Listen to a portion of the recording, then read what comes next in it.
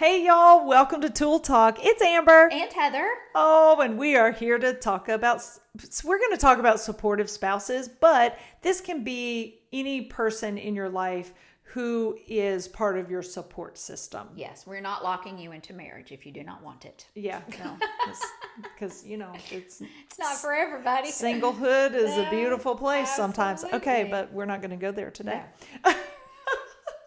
So, as we've been discussing this whole getting out of our comfort zones and all of these things, Heather and I are very lucky, both of us, to be married to supportive husbands. So, I have to say, that Rick, my husband, is very supportive of the things that I do, and he's one of my biggest cheerleaders. But he did try to throw a little wrench in our Appalachian Trail I think plan. both of them were like, you want a what? Yes. At first, it was a little bit of like, okay, she's really gone off the deep end now. But then, he Yes. came on board, Yes. and we're going to talk about Yes. that. So I can start with my Rick story. So I'm telling him about the book, and I'm telling him about Heather and I talking about it. We're both reading, and then I'm like, and then Heather came up with this great idea, and I've always kind of felt like I wanted to do this, so it's really coming into line. And so we're going to hike the Appalachian Trail, and I told her it was great because our house is right there, and we can have a home base and then go from there. And he's like, why do you want to do this? What are you going to get from it? Now, let me say this. He was not being negative. He was actually just trying to get me to think and speak out where I was where my mind was with this. And I said, well, I just feel like I live a comfortable life and I need to do something that's a little challenging. He's like, you don't think you do things that are challenging? You built a whole business and it's continuing to grow and blah, blah, blah. And I was like, I know this, honey, but I have to say the business part, now that I've thought about it. It connects. It connects. Yes. The business part is fun for me. Yes. I want That's to not do that. uncomfortable It's not for you. uncomfortable. Yes. It has uncomfortable Sure. parts, Yeah. but it's something that I love. And so is it a challenge? Yes. Am I out of my comfort zone? Yes, but it's not hard in the way that us hiking In the and woods by spending the ourselves. night in the woods. That's a whole different kind That's of hard. a whole different kind of hard. So see, now I can say that. Yes. But yes. And so he started out like that. And the next day I come to Heather and I'm like, you know what? I did not like his attitude about that. And now I just feel like he's acting like I'm crazy. He's not being supportive, whatever. So then I come back the next night and we're having our nightly conversation. And so I'm talking to him and he goes, okay, look at this trailhead and then look at this trailhead. And he says, I can drop y'all off at this trail. And I thought, look at him. He is helping us. So I said, oh, you wouldn't mind doing that? He's like, no. And I said to him, if I call you in the middle of the night because I'm terrified, will you come and get us? And he said yes. Oh, no, he needs to hang up on you is what he needs to do. We're not going to do this. No. Yes, We're I know. going to But follow it's nice through. to know. It is nice to know that if I need him, he will come and get me, Yes. which I knew that. But Yes. yeah. So how about Cecil? Because I know you got to go all the way back to when you decided the whole nutrition plan. Well, yes. Well, he was a little skeptical of the camping thing too, because I got kind of the side eye and a little bit of quiet. But anyway, I think he's on board now. It's just, we'll have to see. I'm sure it'll be fine. It'll be great. But initially when I said, I am also going to do something else out of my comfort zone. I am going to change my nutrition habits. And he gets this look on his face.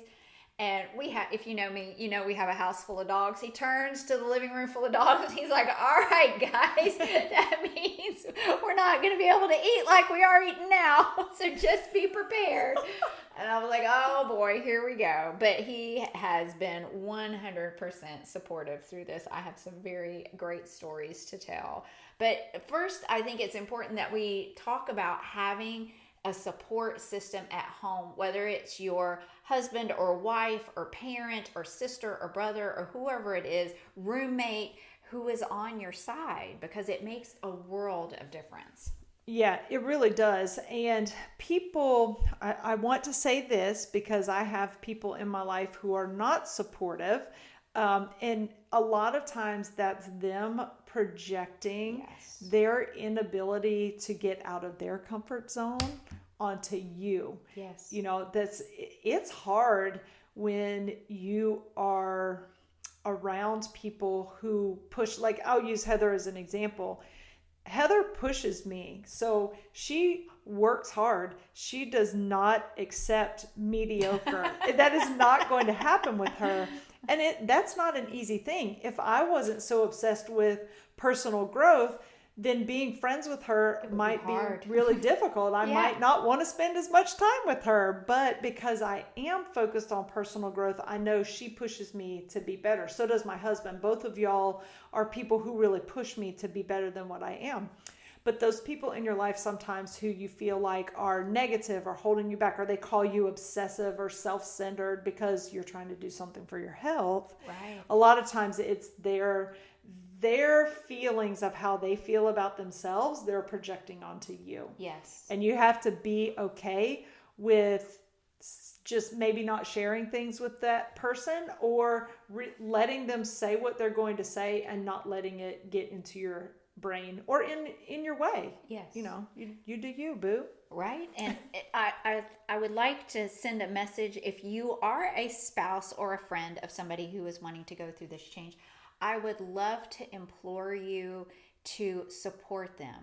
They are not trying to do this for any other reason than to just be better versions of themselves. I think a lot of people see, especially spouses who are going through a change, they want to be stronger, they want to be leaner, as they're trying to get away from me, that, you know, as a negative thing, instead of it being a body positive thing for whoever it is. Man, just support it. Just be there.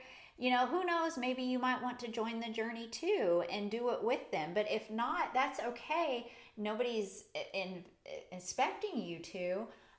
Just be there for them and give them the love and the encouragement that they need.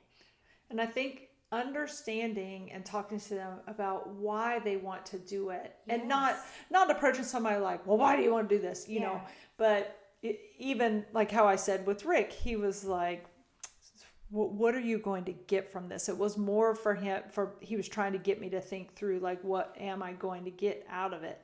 And why is the person doing it? So you made a great comment there, Heather, and this is something that is really funny. I have a confident husband. He likes that I work out and take care of myself. I like that he works out and takes care of himself. You know, that's something that's a great thing about our marriage. But I have seen spouses, both husbands and wives. Yes. Okay, you see it on both sides. It's not one or the other.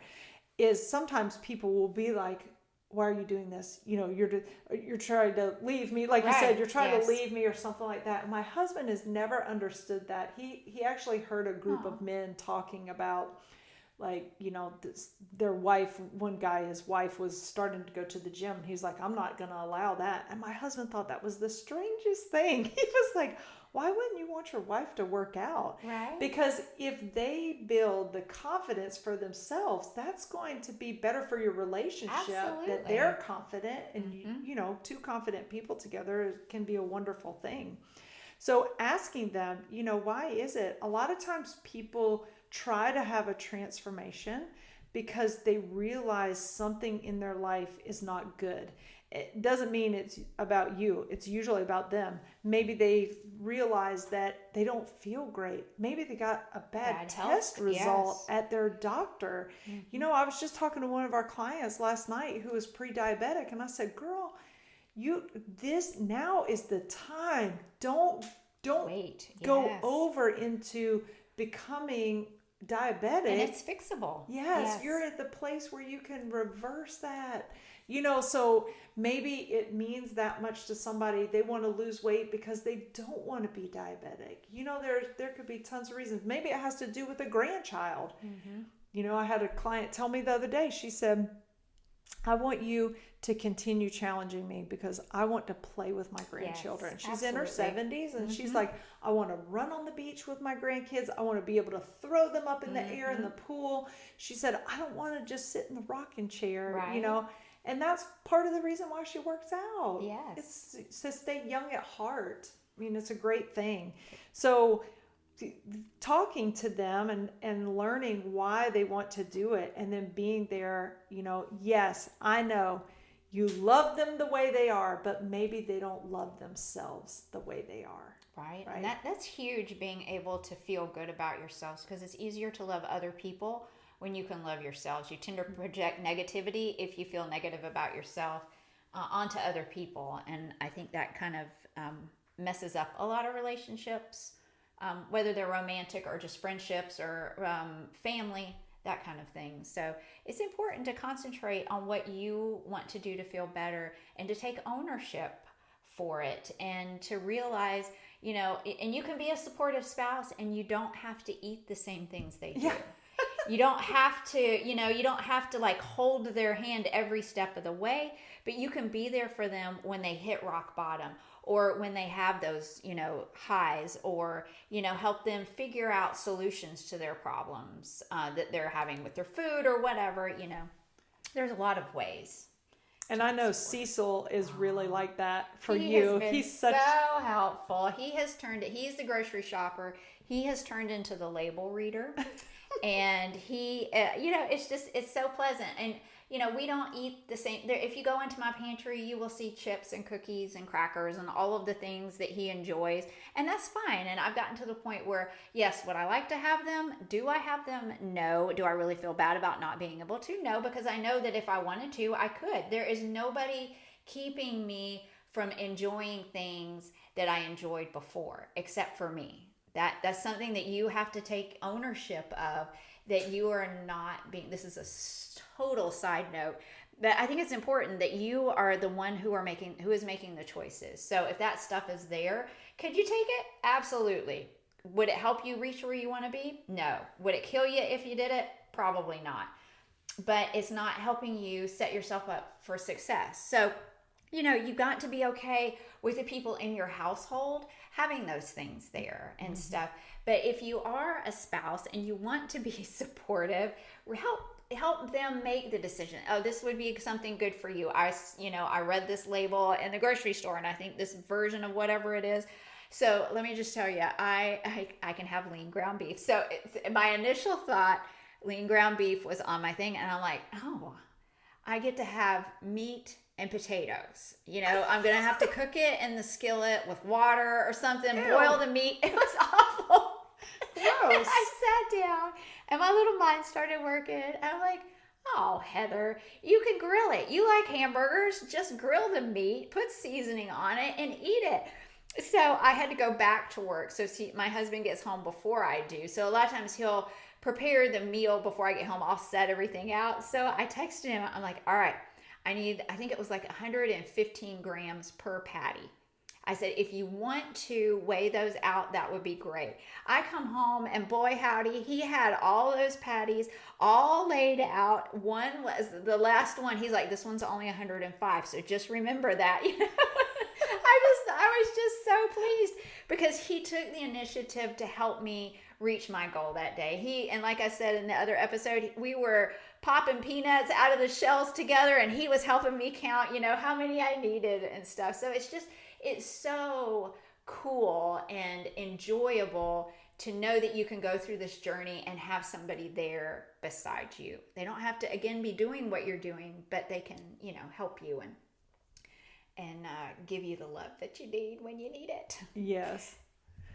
And I think that's awesome that you guys work together and you know, come up with the meal plans and stuff like that. And he doesn't have to eat exactly what you eat, but what man is not going to like burgers and potatoes, right? Exactly. I can do so much with that.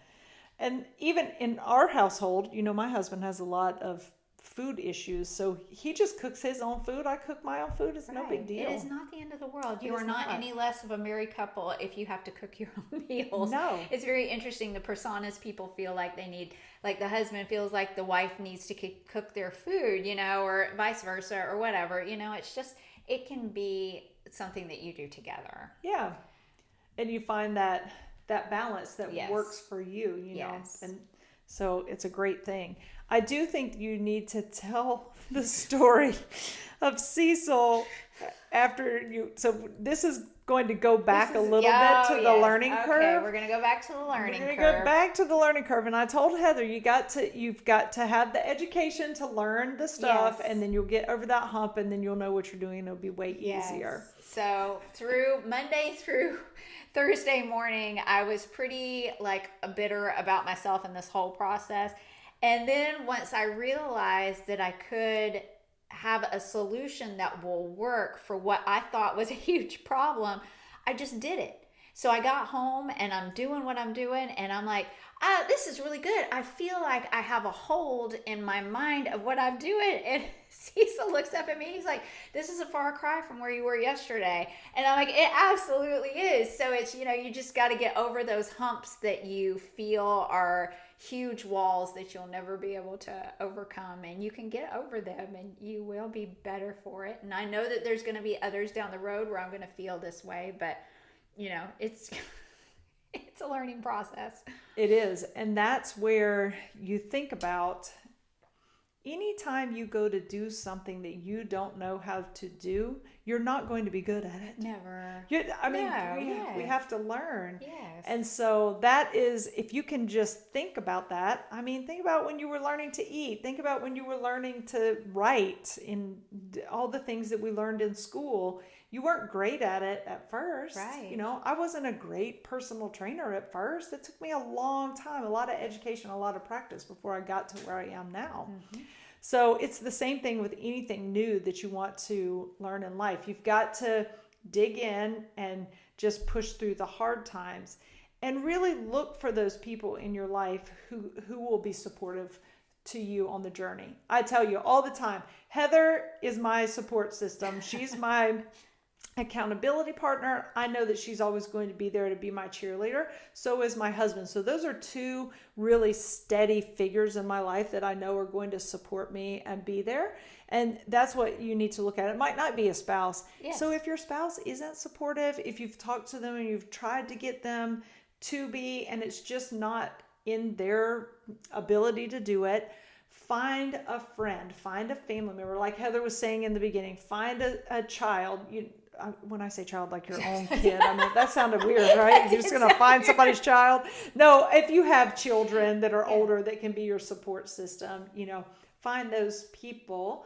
And that's who you go to and talk to when you need that support. So yes, it will make the difference. 100%. It will.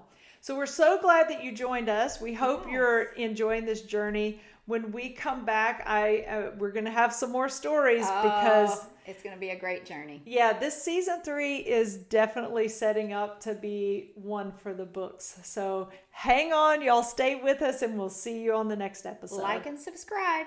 Bye.